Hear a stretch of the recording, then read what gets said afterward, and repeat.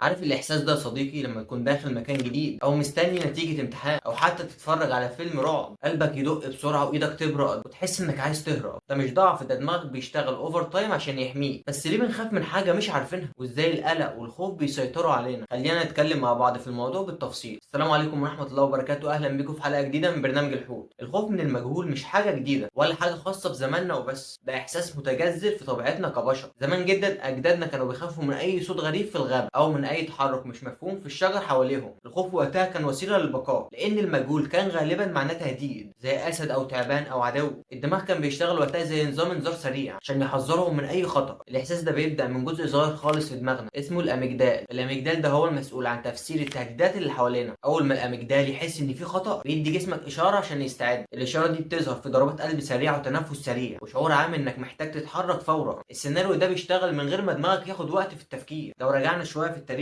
العلماء كانوا مهتمين بفهم الخوف ده وطبيعته. واحد من اشهرهم جون واتسون اللي عمل تجربه اسمها ألبرت الصغير سنه 1920. جون جاب طفل صغير وعلمه يخاف من حاجات ما كانش بيخاف منها زي الفئران، عن طريق انه كان بيربط وجود الفار بصوت عالي ومرعب. التجربه دي اثبتت ان الخوف ممكن يكون مكتسب وان مش كل مخاوفنا فطريه. في العصر الحديث درسوا الاميجدال بشكل عميق واكتشفوا انها مش بس بتشتغل لما يكون في تهديد حقيقي، لكنها تتحرك اسرع مع التفكير المنطقي. يعني ممكن تخاف من حاجه مش موجوده اصلا لمجرد ان دماغك مش قادر يفسر الموقف اللي حواليك. الخوف والقلق مرتبطين ببعض جدا. القلق هو ابن عم الخوف لكنه اكتر تعقيد شويه. القلق هو احساس بالخوف من حاجه لسه ما حصلتش او حتى ممكن ما تحصلش خالص. مثلا لو مستني النتيجه بتاعت الامتحان، دماغك يبدا يجيب اسوأ السيناريوهات زي انك هتسقط او مش هتدخل الكليه اللي انت نفسك فيها. السيناريوهات دي بتكبر في دماغك لمجرد انك مش عارف الحقيقه. المجهول بيشتغل على نفس النظام ده. لما ما يكونش فيه معلومات واضحه قدامك، دماغك بيحاول يملى الفراغ بالخيال، وغالبا الخيال ده بيكون اسوأ من الحقيقه. ده ليه؟ لان دماغنا دايما بيلعب على جانب الامان عشان يحميك. في دراسه سنه 2018 الباحثين لقوا ان حوالي 85% من الاشياء اللي احنا بنقلق منها عمرها ما بتحصل اصلا زي ما قلنا من شويه، وان الاشخاص اللي بيقلقوا بشكل مستمر بيعيشوا بمستويات توتر اعلى بنسبه 60%. وده يوضح قد ايه القلق احيانا بيكون مجرد خدعه من الدماغ عشان يخلينا جاهزين لاي سيناريو حتى لو مستبعد. وفقا لمنظمه الصحه، الاشخاص اللي بيعانوا من القلق المزمن بنسبه 48%. دراسه من جمعيه القلق والاكتئاب الامريكيه بتوضح ان حوالي من 20 ل 30% من سكان العالم بيعانوا من تاثيرات نفسيه او جسديه بسبب الخوف او القلق، زي اضطرابات النوم، مشاكل الجهاز الهضمي، وزياده خطر الاصابه بامراض القلب. يا نهار اسود، دي مصيبه! كل ده بيعمله الخوف او القلق، واللي اصلا غالبا بتكون من حاجات مجهوله مش بتحصل اصلا. بس لو جينا للواقع، ازاي نتعامل مع الخوف والقلق ده؟ اول حاجه لازم تعرفها ان الخوف مش عدوك. الخوف حاجه طبيعيه ربنا خلقها فينا عشان نحمي نفسنا، بس الفرق بيجي في ازاي نديره. مثلا لما تحس بالخوف، اسال نفسك ايه اسوأ حاجه ممكن تحصل، وهل فعلا مستاهله كل القلق ده؟ حاول تواجه المجهول بدل ما تهرب منه. لو في اي حاجه مش واضحه قدامك، في النهايه الخوف من المجهول عمره ما هينتهي من حياتنا، لكن الطريقه اللي بنتعامل بيها معاه هي اللي بتحدد احنا هنعيش مستريحين ولا هنفضل تحت رحمه مخاوفنا. لما تواجه المجهول كفرصه للتعلم بدل ما تشوفه كتهديد، هتلاقي نفسك بتتحكم في الخوف بدل ما هو يتحكم فيك. في نهايه حلقتنا ما تنسوش تستنوا الحلقات الجديده، ويا رب تكونوا استفدتوا، وما ننساش نشترك في القناه.